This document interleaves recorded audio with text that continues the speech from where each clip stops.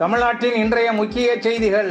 தூத்துக்குடி மாவட்டத்தில் மழை வெள்ள பாதிப்புகளை மத்திய குழுவினர் பார்வையிட்டனர். ரூபாய் 5000 கோடி அளவுக்கு சேதம் ஏற்பட்டுள்ளது.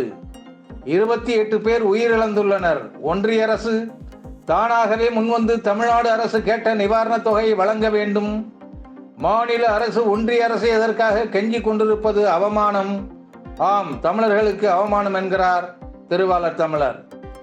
தேசிய மொழி இந்தியை கற்றுக்கொள்ளுங்கள். பிரிட்டிஷ்காரர்களால் திணிக்கப்பட்ட மொழி ஆங்கிலம். TR பாலுவுக்கு அறிவுரை கூறிய நிதிஷ்குமார். டெல்லியில் நடந்த இந்தியா கூட்டணி கூட்டத்தில் சலசலப்பு. இந்தியை திணிப்பதில் வடநாட்டான் மாறவே மாட்டான். நிதிஷ்குமாரும் இதற்கு விதிவிலக்கல்ல. பிரிட்டிஷ்காரர்களால் திணிக்கப்பட்டது ஆங்கிலம் என்று அவர் சொன்னால், வடநாட்டான்களால் திணிக்கப்பட்டது இந்தி என்று நாங்கள் சொல்வோம் என்கிறார் திருவாளர் தமிழர். குற்றவியல் சட்ட மசோதா மக்களவையில் நிறைவேற்றம். நன்கு சரிபார்த்ததாக அமித்ஷா தகவல். கடந்த காலத்து எல்லாத்தையும் மாற்ற நினைக்கிறீர்களே, எப்ப மதவெறி மாறப்போகுது என்கிறார் திருவாளர் தமிழர். TNPC தேர்வு அட்டவணை வெளியீடு. குரூப் 4 உட்பட 19 தேர்வுகளுக்கு அறிவிப்புகள். விரைவில் தேர்வுகளை நடத்துங்கள்.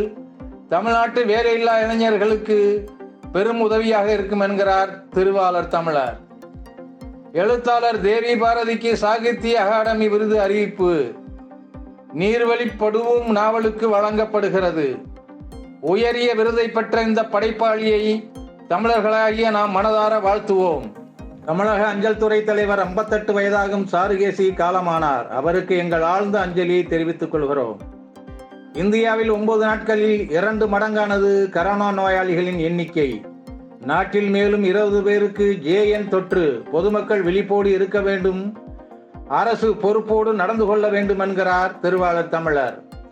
தென் மாவட்ட வெள்ள பாதிப்பு குறித்து சென்னை அவசரகால மையத்தில் முதல்வர் ஆய்வு. மீட்பு பணியை விரைவுபடுத்த ஆட்சியர்களுக்கு உத்தரவு. உங்கள் கட்சிக்காரர்களுக்கும் மீட்பு பணியில் அரசுக்கு உதவ உத்தரவிடலாம் என்கிறார் திருவாளர் தமிழர். திரிணாமுல் MP மிமிக்கிரி செய்த விவகாரம். ஜெகதீப் தன்கரிடம் வேதனை தெரிவித்த பிரதமர். MPக்கள் கண்ணியம் காக்க வேண்டுமென குடியரசுத் தலைவர் முர்மு அறிவுரை. அரசியல் தலைவர்கள் அத்தனை பேரும் கண்ணியமிக்கவர்களாக இருக்க வேண்டும் என்பதே குடிமக்களுடைய எதிர்பார்ப்பு என்கிறார் திருவாளர் தமிழர். தன்கர் அவமதிப்புக்கு கண்டனம் தெரிவித்து பாஜக பெண் MPக்கள் காந்தி சிலை முன் போராட்டம்.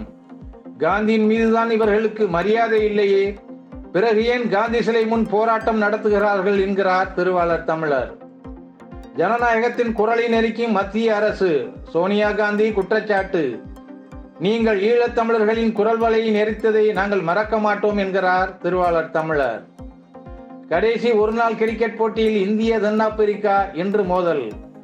கிரிக்கெட் வெறியர்கள் ஆவலோடு எதிர்பார்த்து கொண்டிருக்கிறார்கள் என்கிறார் திருவாளர் தமிழர். இத்துடன் இந்த செய்திகள் நிறைவடைந்தன. இந்த வீடியோ உங்களுக்கு பிடித்திருந்தா லைக் பண்ணுங்க, ஷேர் பண்ணுங்க. நாம் அதிகம் நேசிக்கும் நம் தமிழ்நாட்டில் நேர்மை தீ பரவ உடனே சப்ஸ்கிரைப் பண்ணுங்க.